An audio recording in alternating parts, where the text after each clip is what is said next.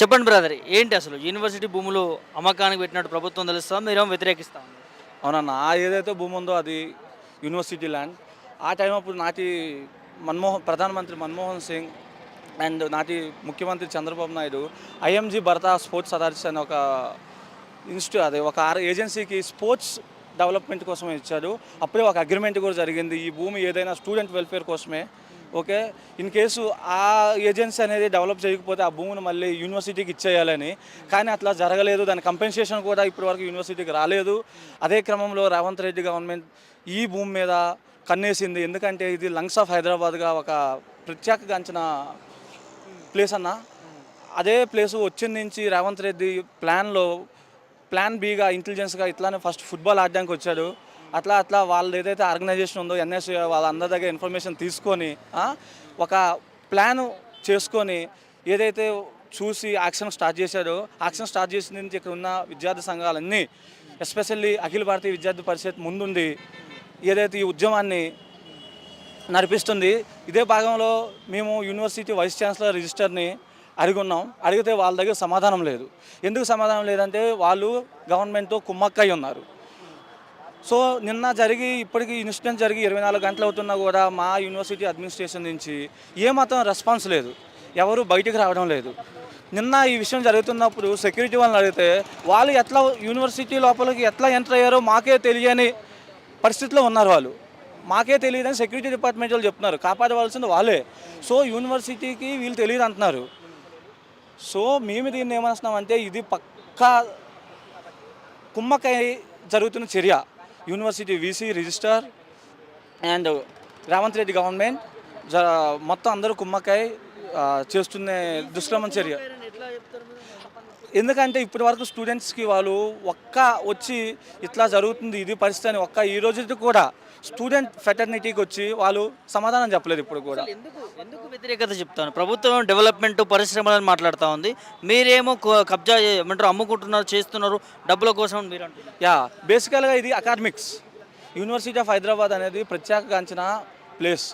ప్రపంచంలో భారతదేశంలో university of Hyderabad అంటే మీరు ఏ ప్లేస్కి వెళ్ళినా ఎక్కడికి వెళ్ళినా అక్కడి నుంచి చదువుకున్న ఆనిముత్యాలు ఉంటారు.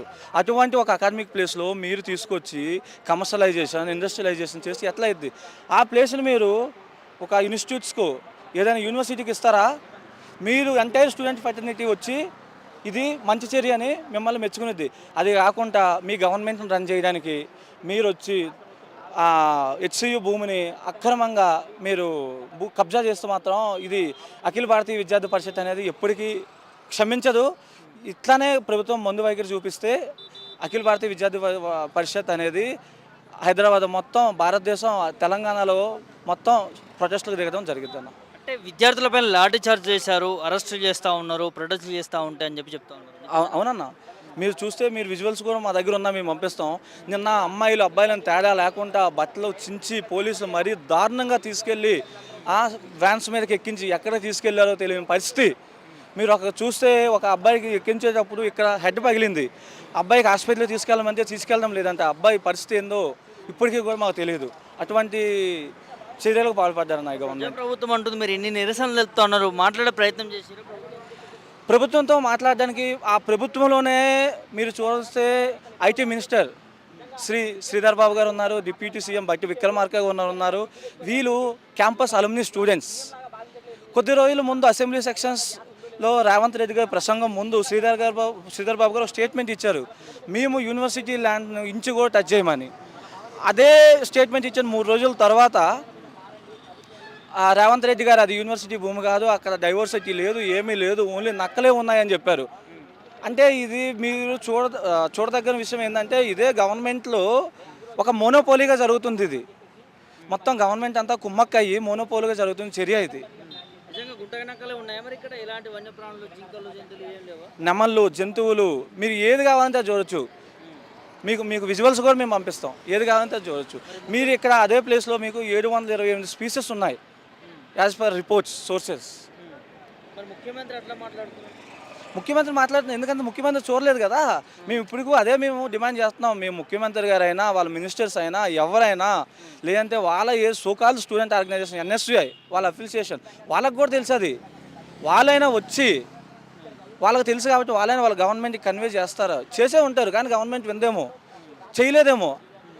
సో ఈ చర్యని మా విద్యార్థి సంఘాలన్నీ తీవ్రంగా ఖండిస్తున్నాయి. మరి ఏం చెప్తారు ముఖ్యమంత్రి? ముఖ్యమంత్రి అయితే ఇప్పటివరకు ప్రభుత్వం నుంచి కానీ అదే యూనివర్సిటీ నుంచి కానీ ఇప్పటి వరకు ఏమి రెస్పాన్స్ అనేది రాలేదు. ఈ రెస్పాన్స్ కానీ ఇట్లానే ప్రభుత్వం చాలా వండి మైఖరి ఉంటే మేము అనేది ఉద్యమాన్ని అనేది చాలా తీవ్రంగా చేయడానికి మేమందరం రెడీగా ఉన్నాం, యూనివర్సిటీ అందరం.